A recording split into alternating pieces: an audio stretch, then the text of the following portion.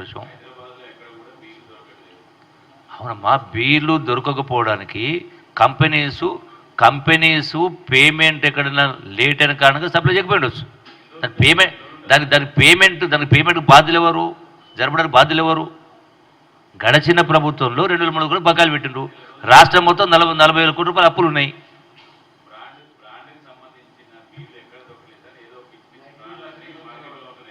అరే ఏమంటున్నా, కొత్త బ్రాండ్ ఒక్కటి కూడా మాకు దరఖాస్తు పెట్టలేదు. అంటే బ్లాక్లు వస్తున్నాయా? వాటికి సంబంధించిన బ్లాక్లో ఎక్కడ వచ్చిన వాటిపైన కూడా కేసులు నమోదైనాయి. కొన్ని కేసులు కూడా ఎలక్షన్ సందర్భంలో, పార్లమెంట్ ఎలక్షన్ సందర్భంలో కొన్ని బయట అక్కడిక్కడి నుంచి వచ్చినట్టు తెలిస్తే కూడా వాటిపైన కూడా కొన్ని కేసెస్ లిస్ట్ వచ్చింది. ఆ కేసు లిస్ట్ కూడా మీకు కాపీ కూడా ఇస్తా, ఎన్ని కేసెస్ అయినాయి, ఎక్కడెక్కడ కేసు జరిగినాయి కింద కూడా ఆ కేసు లిస్ట్ కూడా కేసులు ఇస్తాం. దగ్గర 40-50 కేసులు, అంటే రకరకాల ఇల్లీగల్ బ్రాండ్స్, అంటే బయటి రాష్ట్రాలకు వచ్చినటువంటి వాటిని కావచ్చు, అంటే డ్రగ్స్కి సంబంధించి కావచ్చు, గంజాయికి సంబంధించి కావచ్చు, రకరకాల జరుగుతూ ఉన్నాయి. రెండవది, ఏమైనా తప్పులు జరుగుతున్నాయి దానికి ఒక విషయంతో మీకు అర్థమవుతుంది. నేను వచ్చిన కొత్తలో మొదటి సమీక్ష చేసిన సందర్భంలో డిపార్ట్మెంట్లో ఎక్కడైనా ప్రొడక్షన్ ఎక్కువ చేసి బ్లాక్లు అమ్ముతా ఉన్నారా అనేది వెరిఫై చేయడం కోసం నేను ఇన్ డీటెయిల్ డెప్త్గా స్టడీ చేసిన తర్వాత ఎనర్జీ పవర్ మీటర్స్ కూడా చూడండి, ఆ పవర్ ఇన్స్టాల్డ్ కెపాసిటీ ఎంత పవర్ కన్జ్యూమ్ అయింది, దాని ప్రకారం ఎక్కువ ప్రొడక్షన్ ఉందా, తక్కువ ప్రొడక్షన్ ఉందా, అంటే అంత డెప్త్ పోయి చూసినాం. రెండవది, సీసీ కెమెరాలు పెట్టించినాం. ప్రతి లిక్కర్ మ్యానుఫ్యాక్చరింగ్ కంపెనీలో సీసీ కెమెరాలు పెట్టించినాం. ఆ సీసీ కెమెరాల మానిటరింగు కమిషనర్ ఎక్సైజ్ డిపార్ట్మెంట్ పెట్టించినాం. అంతేకాకుండా పోలీస్ కమాండ్ కంట్రోల్ సెంటర్లో కూడా ఈ ప్రతి డిస్టిలరీకి సంబంధించి, ప్రతి మ్యానుఫ్యాక్చరింగ్ సంబంధించి ఆ యొక్క సీసీ కెమెరాలు పోలీస్ కమాండ్ కంట్రోల్ పెట్టించినాం. దాన్ని వాళ్ళు కూడా మానిటర్ చేయమని. అంటే రాష్ట్ర ఆదాయానికి గండి పడొద్దు అనేటువంటి ఆలోచనతోటి గతంలో ఇప్పుడు చేసిండ్రా? జరిగినాయా? ఇక్కడనే కాదు, వేరే ఏ ఇండస్ట్రీలో పెట్టిండ్రా? మీ ఒక ట్రాన్స్ఫర్ ఇప్పుడు అన్నం ఉడికిందా లేదా అంటే ఒక మెతుకు పట్టుకొని చూస్తే తెలుస్తుంది. స్పష్టంగా మీరు ట్రాన్స్ఫర్ చూసారు. ఇక్కడ ప్రొడక్షన్ దగ్గర ఎక్కడ కూడా లోపాలు జరగొద్దని చెప్పని, రాష్ట్ర ఆదాయానికి గడ్డిపడుతుంది, బ్లాక్ మార్కెట్ జరగొద్దని ఆలోచనతోటి ప్రతి ఫ్యాక్టరీలో దాని మానిటరింగ్ పోలీస్ డిపార్ట్మెంట్కి ఇచ్చినాం, పోలీస్ కమాండ్ కంట్రోల్ సెంటర్లో. అంటే ఇంత స్పష్టంగా ఉన్న తర్వాత కూడా ఇటువంటి ఆరోపణలు చేయడం అనేది దుర్మార్గమైనటువంటి కార్యక్రమం. అట్లాగే గతంలో 7-8 సంవత్సరాల నుంచి తిష్ట వేసుకుని కూర్చున్న వాళ్ళు ఉన్నారు అధికారులు, ఈ డిపార్ట్మెంట్ సంబంధించి. మొన్న టోటల్ ట్రాన్స్పరెంట్గా వాళ్ళందరినీ కూడా ఆ నామ్స్ ప్రకారం అందరూ చేసాం. ఇంకా మిగిలిన వాళ్ళు ఉన్నారు. ఈ లోపల ఎలక్షన్ కోడ్ వచ్చింది. ఈ ఎలక్షన్ కోడ్ తర్వాత 100% లాంగ్ స్టాండ్ అందరూ కూడా షిఫ్ట్ చేసే కార్యం చేస్తాం. ఎవరు మా ఆఫీస్కి పైరుకి రావాల్సిన అవసరమే లేదు.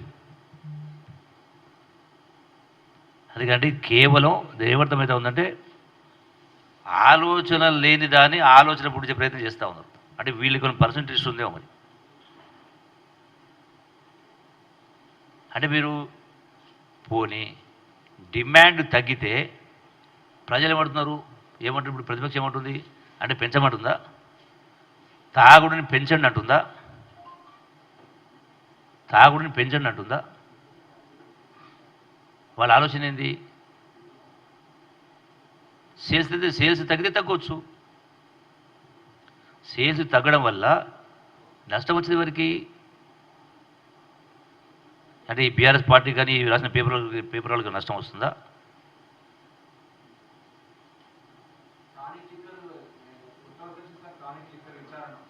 ఎవరిచ్చింటానికి ఎవరి గత ప్రభుత్వం ఇచ్చింది, మేము ఇవ్వలే కదా. గత ప్రభుత్వం ఇచ్చిన దానిపైన ఆ ట్యాక్స్ అయితే ట్యాక్స్ ఎగ్జంప్షన్ వాళ్ళు అయితే ఎగ్జంప్షన్ ఇచ్చిండ్రో దాన్ని క్యాన్సిల్ చేసినాం మేము. దాని ద్వారా గత ప్రభుత్వం ఇచ్చిన కారణంగా 6 కోట్ల రూపాయలు ప్రభుత్వం నష్టం జరిగింది. అందుకే దాన్ని విత్డ్రా చేసాం మేము. ఆ ట్యాక్సేషన్ అయితే ఎగ్జామ్షన్ ఇచ్చిండో ఆ ఎగ్జామ్షను మేము క్యాన్సిల్ చేసినాం, ఆర్డర్స్ ఇచ్చినాం. మేము ఎంకరేజ్ చేయలేదే.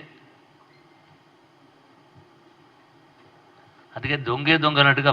అందుకనే ఇటువంటి తప్పుడు రాతలు రాసాడు కాబట్టి ఈ పత్రిక పైన డెఫమేషన్ కేసు 100 కోట్ల రూపాయలకు కేసులో డెఫమేషన్ కేసు డిపార్ట్మెంటే అంటే సంబంధిత అధికారులే ఫైల్ చేస్తూ ఉన్నారు.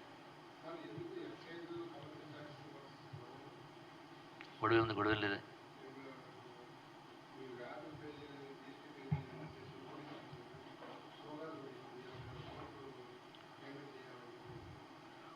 అది దానికి అర్థం గొడవ కాదు కదా. దానికి వాళ్ళు ఏం నోటీస్ ఇచ్చిండ్రో వీళ్ళు ఏం రిప్లై ఇచ్చిండ్రు. ట్యాక్సేషన్ ఎప్పుడు కూడా ల్యాప్సెస్, డబుల్ ట్యాక్సేషన్ ఉండదు. ట్యాక్స్ సింగిల్ ఉంటుంది. సో కొందరు గవర్నమెంట్ అంటే మనుషులే కదా. అరే government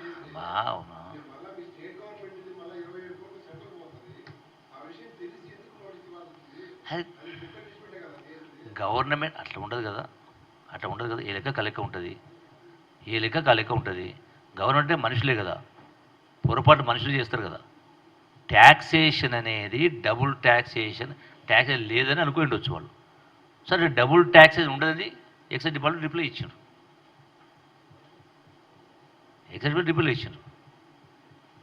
VAT is different, excise duty is different. Excise duty plus VAT కలిపే ఎక్సైజ్ డిపార్ట్మెంట్ ఛార్జ్ చేస్తుంది.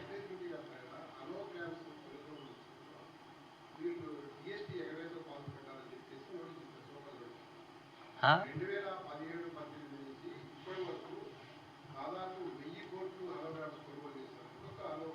1000 కోట్ల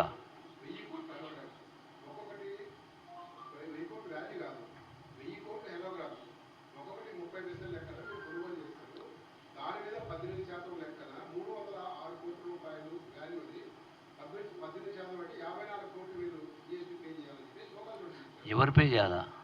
అది ఫ్రాడా? మీరు చెప్పండి. అది ఫ్రాడా? అరే అది అడ్మినిస్ట్రేషన్లో ఈ డిపార్ట్మెంట్కి ఆ డిపార్ట్మెంట్ పోవచ్చు, స్టేట్గా సెంటర్ పోవచ్చు, సెంటర్ రావచ్చు. ఫ్రాడ్ కాదు కదా. దానికి సంబంధించి అసలు హాలోగ్రామ్ సంబంధించి ఎవరు చేసిండ్రు? గత ప్రభుత్వం 10 సంవత్సరాల పాటు అసలు టెండరే లేకుండా ఒక్కరికి ఇచ్చుకుంటూ పోయారు. దాన్ని మేము మొత్తం స్ట్రీమ్లైన్ చేసి డూప్లికేషన్ స్కోప్ లేకుండా బోగస్ లేకుండా చేయడం కోసం బయోమెట్రిక్ సిస్టమ్ ద్వారా, బయోమెట్రిక్ ఉంటే డూప్లికేట్ చేయడానికి స్కోప్ ఉండదు కాబట్టి బయోమెట్రిక్ సిస్టమ్ ద్వారా డూప్లికేషన్ స్కోప్ లేకుండా అంతర్జాతీయ స్థాయిలో అవలంబిస్తున్న పద్ధతులతోటి వాటికి టెండర్ పిలిచేటువంటి దానికి శ్రీకారం చుట్టడం జరిగింది. ఎలక్షన్ కోడ్ పోగానే అవన్నీ జరుగుతాయి. అంటే ఇవన్నీ కూడా గతంలో జరిగినాయి. వాటిని ఒక్కొక్కటి మేము సరి చేసే కార్యం చేస్తున్నాం. మీరు అది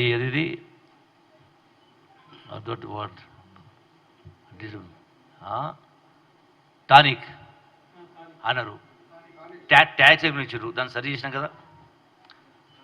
లిక్కర్ ఫ్యాక్టరీస్లో అన్ని చోట్ల సీసీ కెమెరాలు పెట్టించినాం కదా.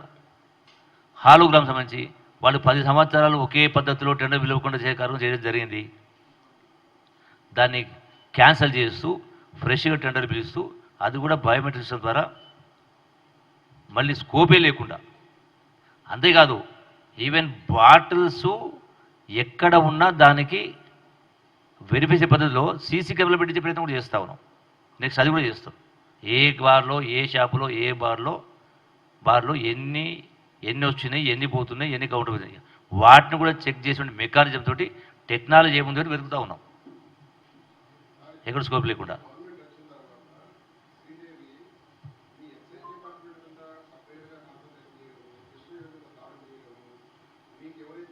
క్వశ్చన్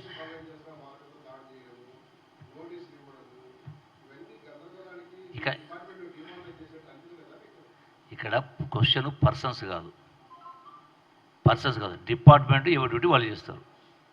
అది that's all internal, both departments internal. గవర్నమెంట్కి నష్టం వచ్చే కార్యక్రమం కాదు, ప్రభుత్వానికి నష్టం వచ్చే.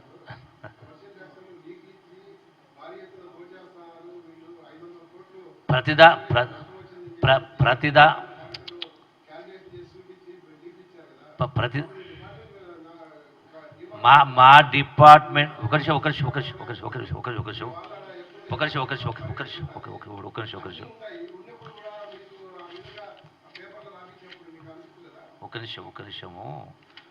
ఎప్పుడు అనిపిస్తుంది మేము ఎప్పుడైతే ట్రాన్స్పరెంట్గా ఉన్నప్పుడు, ఒక మాట వినమ్మా ఒక నిమిషం.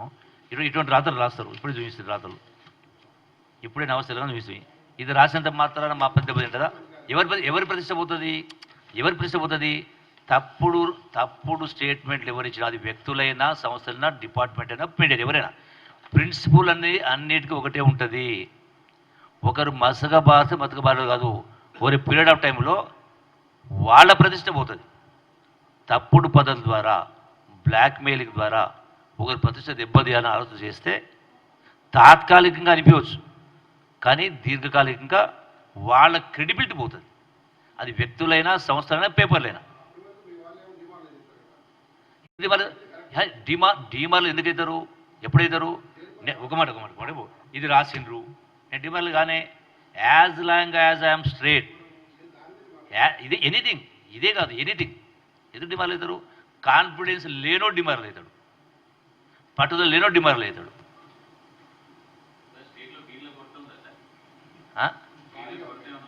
ఎట్లా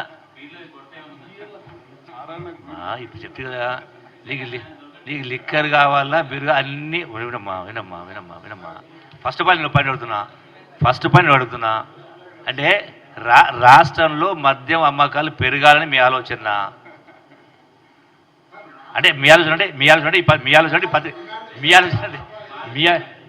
పత్రిక ఆలోచన, ఈ పత్రికల ఆలోచన పెరగాలనా, పెంచాలనా?